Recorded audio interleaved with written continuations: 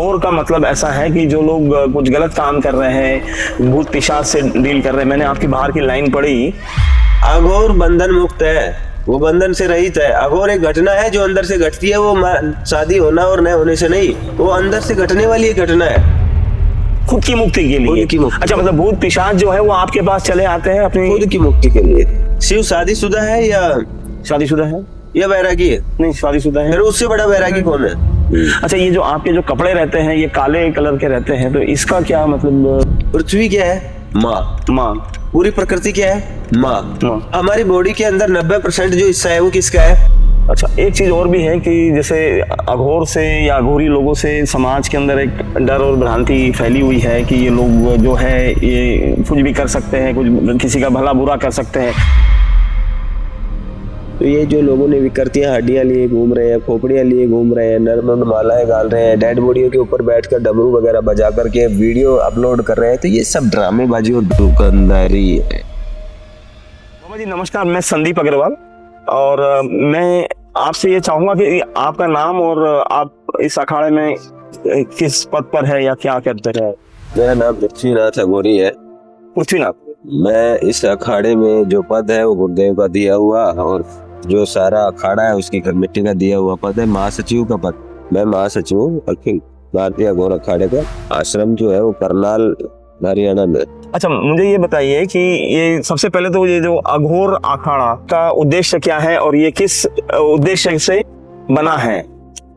अघोर अखाड़ा अघोर को लेकर फैली हुई भ्रांतियों को दूर करना, लोगों के अंदर जिज्ञासा पैदा करना और ज्यादा से ज्यादा लोग अघोर को जाने समझे, उस प्रयास के लिए इस अखाड़े का जो गठन किया गया है। अघोर का मतलब आप थोड़ा सा विस्तार से बताएंगे? अघोर का अर्थ होता है जो घोर नहीं, जो सरल है, जो विकट नहीं है, आसान है, उलझनों से रहित है, परेशानियों से बाहर है, अज्ञानता से दूर, यानी ज्ञान की उच्चतम कोटि को प्राप्त करने वाला अगर कोई मार्ग है तो वो अघोर मार्ग है। और एकदम सरल जीवन और एक सरल साधना पद्धति का अगर कोई मार्ग है तो वो अघोर मार्ग है। दूसरा, ये जो समाज में भ्रांति है कि अघोर का मतलब ऐसा है कि जो लोग कुछ गलत काम कर रहे हैं, भूत पिशाच से डील कर रहे हैं। मैंने आपकी बाहर की लाइन पढ़ी तो वो बहुत ही मतलब मुझे रोचक लगी कि जिसमें भूत पिशाच और इनको काबू में ना करते हुए इनको मुक्त किया जाता है, तो उसके ऊपर थोड़ी सी बात करेंगे आप?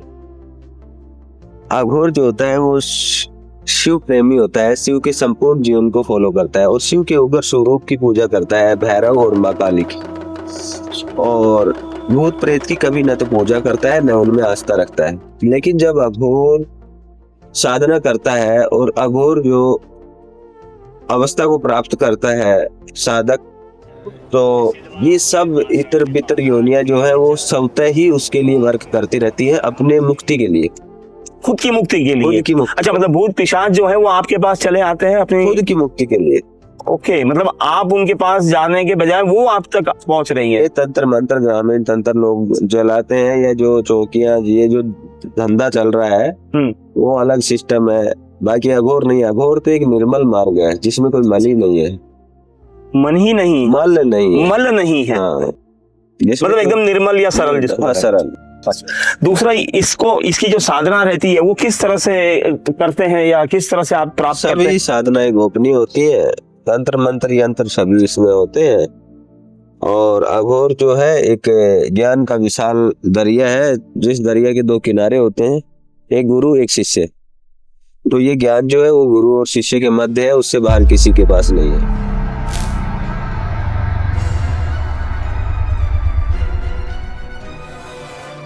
एक बाहर आपकी एक लाइन मैंने जो पढ़ी कि ये सब किताबों में नहीं मिलेगा, ग्रंथों में नहीं मिलेगा, ये गुरु शिष्य का ही आपस का, इसको जीना पड़ता है। मैंने ये लिखा है कि इस ज्ञान को अगर आप किसी ग्रंथ में या किसी किताब में अगर खंगाल रहे हैं तो वहां नहीं है।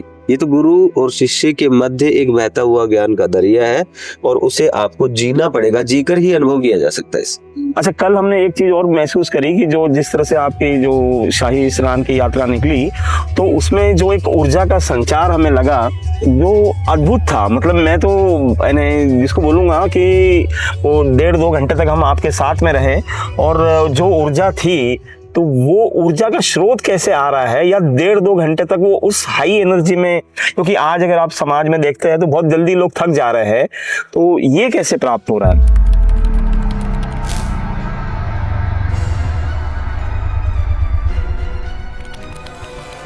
मूल बात यह है कि अघोर जो होता है वो शिव का स्वरूप होता है, और शिव को न नींद आती है, न ऊँग आती है, न थकता है, न परेशान होता है। तो उससे जो कनेक्ट व्यक्ति है तो उनकी स्थिति कैसी होगी वो तो आप जान पाएंगे।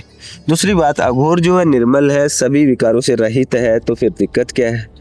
तीसरी बात है कि अघोर का अट्रैक्शन इतना भारी है समाज में कि लोग अघोर के नाम से ही अट्रैक्ट हो जाते हैं। लेकिन ये है कि लोगों ने इसको, जो गुमराह लोग हैं जो अघोर के नाम पर लोगों को गुमराह कर रहे हैं, ये गलती हुई है। जो खोपड़ियाँ लिए घूम रहे हैं अघोर में, अघोर का अर्थ होता है सरल, वो डरावना नहीं होता है, भयभीत करने वाला नहीं। तो ये जो लोगों ने विकृतियां हड्डियां लिए घूम रहे हैं, खोपड़ियां लिए घूम रहे हैं, नर मालाएं गाल रहे हैं, डेड बॉडियों के ऊपर बैठकर डमरू वगैरह बजा करके वीडियो अपलोड कर रहे हैं, तो ये सब ड्रामेबाजी और दुकानदारी है। तो उनसे भी आपको लड़ने की जरूरत है। जरूरत के अघोर अखाड़े का गठन ही इसलिए किया गया है कि लोगों तक वो नॉलेज पहुंचे, वो ज्ञान पहुंचे, तो ऑटोमेटिकली लोग बचना शुरू हो जाएंगे, वो समझ जाएंगे। बराबर। अच्छा, अगर इसमें किसी को अगर इस ज्ञान को हासिल करना था, तब वो कैसे, मतलब आप तक कैसे पहुंचे?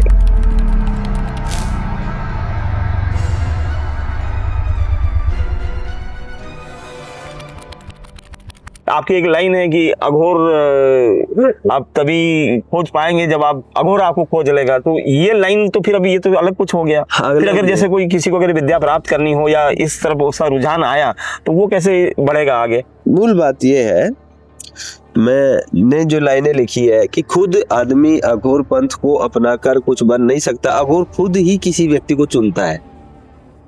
अघोर मार्ग यानी अघोर मार्ग जो है वो संपूर्ण शिव का मार्ग है और ज्ञान की उच्चतम सीमा को पाने वाला मार्ग है। तो उसमें खुद शिव ही, महाकाल और महाकाली उसे चुनते हैं। जो उस योग्य होता है तो उसको आगे से आगे रास्ता मिलता जाता है, वो चलते रहते हैं। अच्छा, ये आपकी जो पूजा पाठ रहती है, सब शिव आराधना, शिव के शिव शक्ति की, दोनों की, शिव शक्ति के दोनों की आराधना। अच्छा, ये जो आपके जो कपड़े रहते हैं ये काले कलर के रहते हैं, तो इसका क्या मतलब? सभी रंगों को अगर मिला दिया जाए तो वो काला हो जाता है। बिल्कुल बिल्कुल बिल्कुल। इसी तरीके से सारे सब तरह का जो ज्ञान है ना, उस ज्ञान को अगर एक जगह ला करके इकट्ठा कर दिया जाए तो वो ज्ञान, वो अघोर हो जाता है। वो अघोर हो जाता है। तो एक तो ये प्रतीक है, दूसरा ये शून्य का प्रतीक है। ब्रह्मांड जो है वो शून्य से निकला है और शून्य में ही समा जाएगा, उसका प्रतीक है। तो ये साधक को इसलिए धारण करवाया जाता है जिससे कि साधक को अपने पथ और अपने मार्ग का हमेशा आभास होता रहे, तो इसलिए ब्लैक कपड़ा पहनता है। अच्छा, एक चीज और भी है कि जैसे अघोर से या अघोरी लोगों से समाज के अंदर एक डर और भ्रांति फैली हुई है कि ये लोग जो है ये कुछ भी कर सकते हैं, कुछ किसी का भला बुरा कर सकते हैं। बट आप जिस तरह की बात कर रहे हैं तो आप सिर्फ भले की ही बात कर रहे हैं, सरल होने की बात कर रहे हैं। जितने भी लोग गन लिए घूम रहे हैं या मेले के अंदर, आर्मी के लोग भी हैं, अर्धसैनिक बल भी हैं और पुलिस डिपार्टमेंट भी है, ये सभी जो है सेनाएं हैं, ये जितने भी हथियार लिए घूम रहे हैं, तो इनसे भयभीत क्यों नहीं हो रहे? वो तो मारने के लिए होता है ना। हाँ, मारने के लिए होता है, तो वो सुरक्षा में। तो ऐसे अघोर भी जो ऊर्जा से भरा हुआ है वो हमेशा ऊर्जावान रहता है, लेकिन वो किसी के नुकसान के लिए नहीं। ब्रह्मांड के अंदर हर जीव की सुरक्षा और हर जीव की समस्या के समाधान के लिए अघोर है।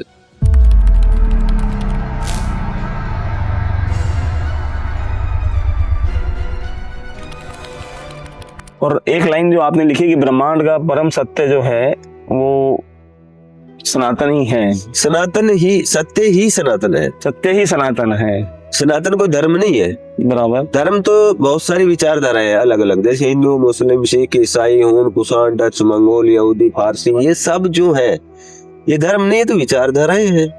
और सनातन जो है वो रिसर्चरों का एक पुंज है, रिसर्चरों का एक पुंज है, एक साइंटिस्टों का एक महा जमघट है जिसमें अलग अलग भिन्न भिन्न तरह के साइंटिस्ट होते हैं और वो सभी ब्रह्मांड की सत्यता की खोज में और उसके गोपनीय रहस्यों में लगे हुए व्यक्ति हैं। तो उनके उस झुंड को, उस पुंज को सनातन कहा गया है, जो सत्य की खोज में। और धर्म तो जीवन, मैंने एक कोट और भी लिखा है, कहीं लगा होगा,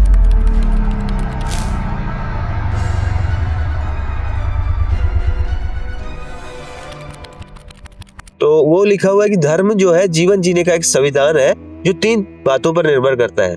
समय, स्थान और स्थिति समय, स्थान और परिस्थिति। परिस्थिति। वो उससे बदल भी सकता है, टेढ़ा मेढ़ा भी हो सकता है।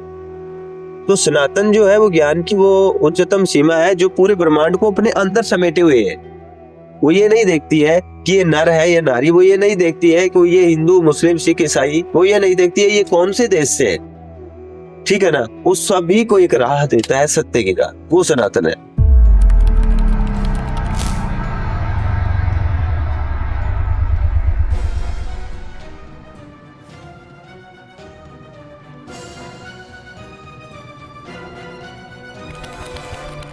हाँ। कि ये सहस्रार में महामुद्रा धारण कर योगी उसी प्रकार आनंद को अनुभव करता है। हाँ।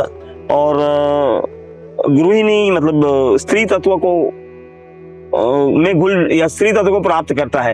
तो ये जो समाज में जो या हम लोगों की जो समझ है कि ये तो यानी जो पुरुष है उससे भी बढ़कर लोग होते हैं या राक्षस की तरह जैसे कुछ ऐसा होता है, और आप उल्टी बात कर रहे हैं, तो इसको थोड़ा सा विस्तार से समझाएं। मूल बात क्या है कि हम प्रकृति में रहते हैं। पृथ्वी क्या है? माँ। माँ।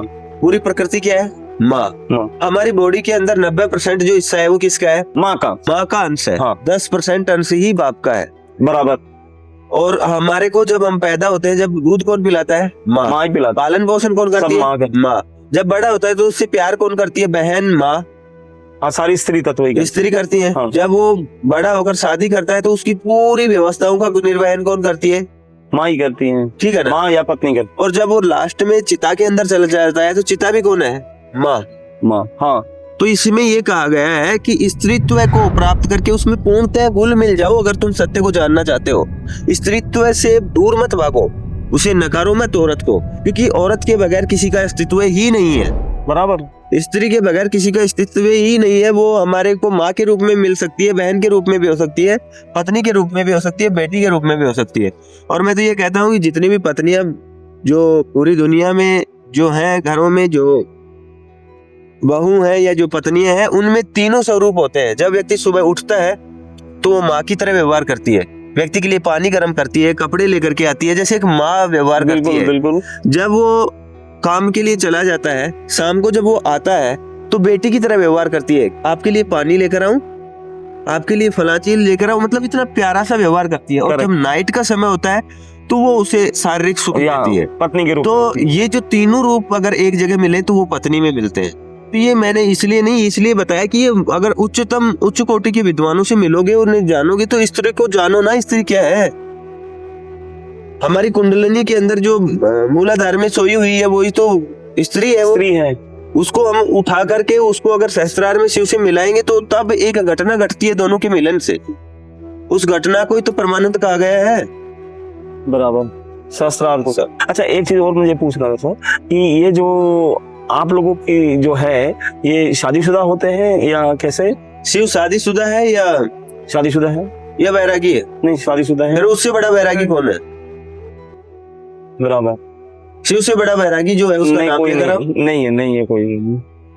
और शिव से ज्यादा कोई स्त्रीत्व को समझने वाला अगर दुनिया में नहीं है तो उसको लेकर आओ। वो भी नहीं है। अघोर बंधन मुक्त है, वो बंधन से रहित है। अघोर एक घटना है जो अंदर से घटती है, वो शादी होना और न होने से नहीं, वो अंदर से घटने वाली एक घटना है। तो इसमें मतलब कुंवारे भी आ सकते हैं, शादीशुदा भी आ सकते हैं, कैसे भी आ सकते हैं। वो स्त्री भी आ सकती है, स्त्री भी आ सकती है। मूल बात है पद्धति को अपनाना है, गुरु के सानिध्य में उसी जगह तक हमें पहुंचना है, ठीक है ना। ये नहीं कि साधु स्त्रियों से घृणा करते हैं या स्त्रियों से दूर रहते हैं, तो ऐसा तो कुछ भी नहीं है। कल हम देख रहे थे तो वो तो उसमें जो जोश था वो तो दोनों का मिलन था, मतलब वो तो हम देख रहे थे कल। अच्छा, एक चीज और की, जैसे अगर किसी को अघोर बनना हो या अघोर के जीवन पद्धति अपनाना हो तो उसके लिए क्या तरीका रहेगा? अघोरी साधुओं से मिले और उनकी सेवा करे ज्यादा से ज्यादा लंबे समय तक, जल्दबाजी ना करे। 2, 4, 5, 7, 10 साल वेट करे, जब तभी जाके वो ज्ञान उसको समझ में आए ना, उसके बाद में गुरु धारण करे, फिर वो इस मार्ग पर चले। ऐसी जल्दबाजी नहीं करनी चाहिए। मुझे लगता है कि आपने बहुत खुलकर बात करी है। अब जितनी मेरी समझ में आया, क्योंकि कैसे हम भी जो है इतनी तो आपकी लेवल पर तो हम समझ नहीं पा रहे हैं, बट जितना हमारी समझ में आया हमने पूछा। मुझे लगता है मेरे सवाल तो बहुत सारे रहेंगे, बट आपने समय दिया उसके लिए धन्यवाद। नमस्कार जी।